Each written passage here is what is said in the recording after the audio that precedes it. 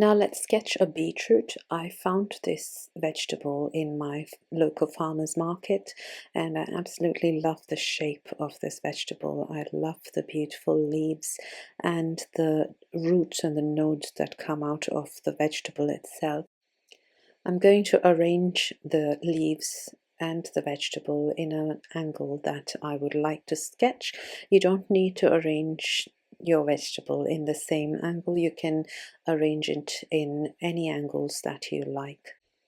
So we'll start off with a pen like we have done with the other sketches as well. So getting the basic rough shape of the vegetable using very light scribbles.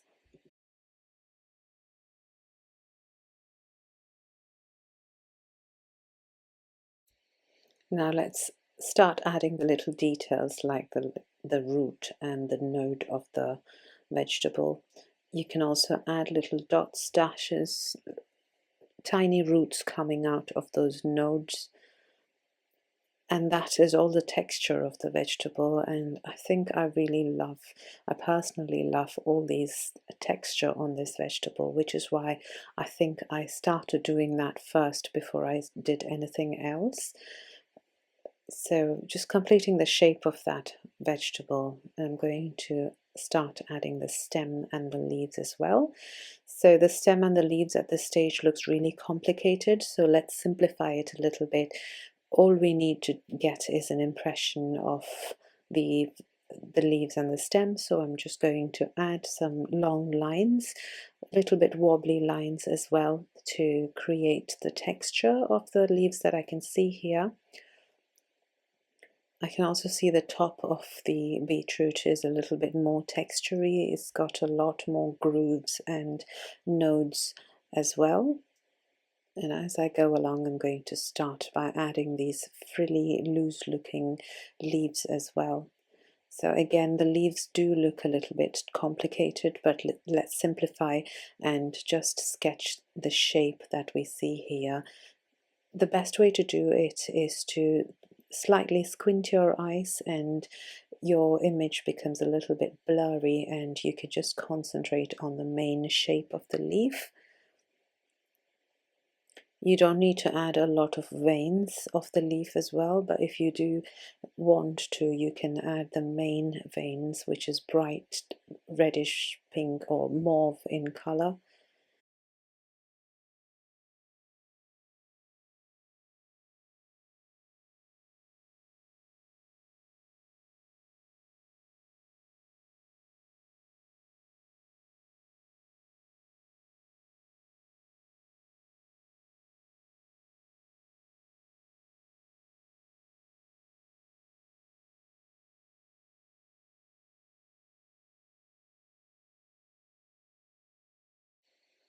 Once you've got the basic shape, you can now begin to add the shadows or the darker areas, as you can see here in your observation reference.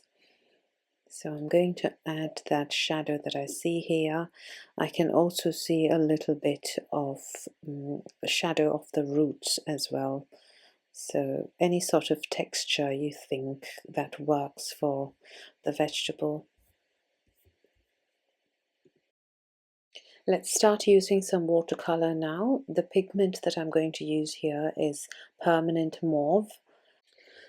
I'm going to start by placing fresh color straight from the pan without diluting it. And let's wash our brush in the jar. I'm going to use a little bit of yellow ochre for the top of the beetroot because I can see a little bit of brownish yellowish color. I didn't want to make it too brown. However, if you can see here, I'm letting the color mix with mauve, so it's automatically creating a sort of brown. And as again, we're just going to try and mix the colors on the paper rather than mixing it on the palette, so you get more fresher colors and color transitions. I've also placed extra permanent mauve, and this time it was less water, more pigment, so you can see it's sitting on top of the first wash. And to lift out some color on the top left, just where I can see a light reflection. And finally, let's go into doing the stem of the beetroot, and I'm using permanent mauve again for this.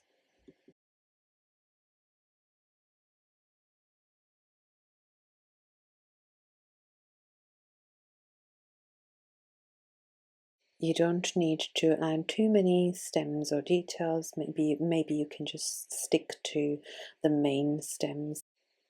And just to enhance the impression of the leaves and the stem, I'm going to add some spatters and also a little bit of leaves. So I'm going to use a bit of olive green for the leaves again. And it doesn't matter if it bleeds into or touches the mauve of the stem. We're just going to let it bleed into each other and create a beautiful effect.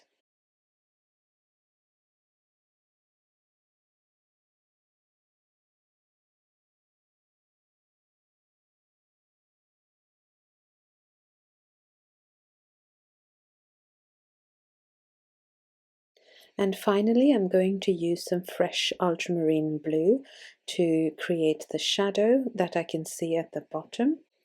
Again, you can see that the mauve bleeds into ultramarine blue as well. I'm going to dilute that wash using some water from my jar. You can see how the mauve just dynamically bleeds into that shadow area. And now let's top it up with a little bit of blue as well.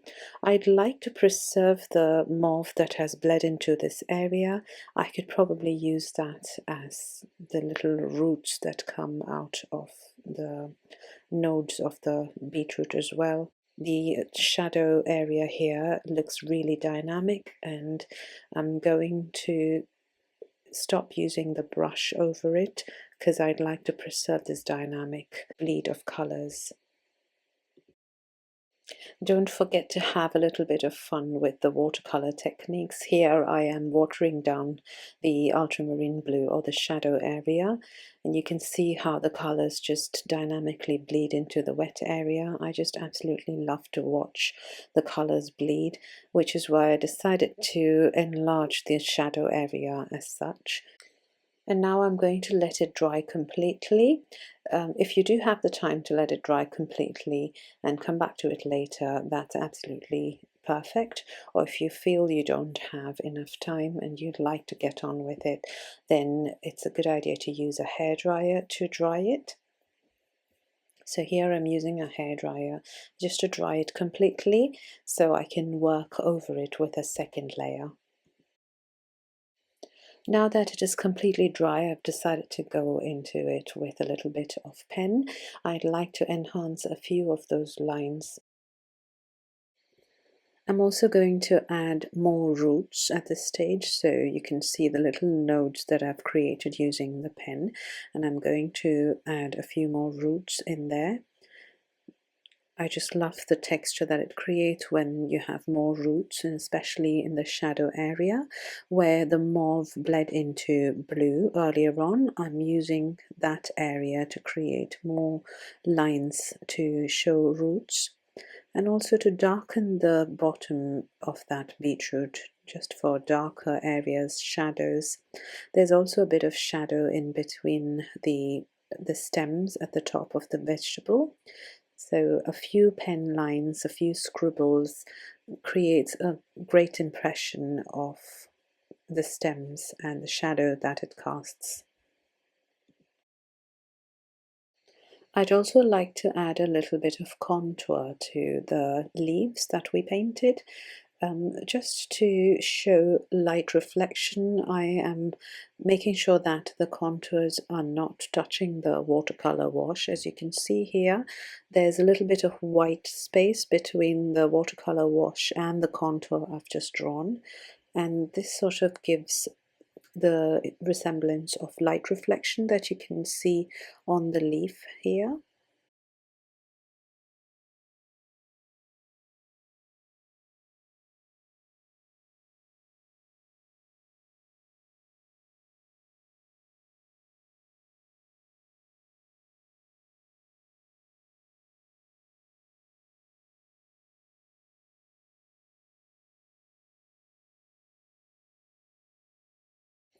I'd like to go back briefly into some watercolor because I feel I have missed out a few leaves here.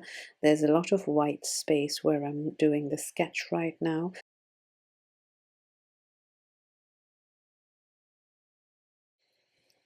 Using the watercolor brush at this stage, I can also add in some more details of the leaves, especially the veins of the leaf, which is bright mauve in color.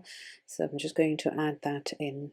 The watercolor wash underneath has dried out, which allows me to work over it without the first wash being disturbed. And now for some more shadows for the beetroot, especially the bottom of that beetroot.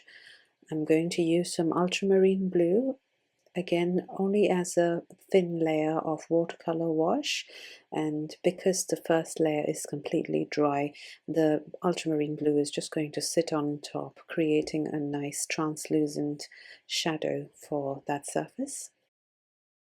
This layer that I have placed now is leaving a hard edge, as you can see here. So I'm going to use some water, wash my brush and use that watery brush to soften the hard edges so that harder edges have gone now. And finally, I'm going to top up the shadow with a little bit more ultramarine blue.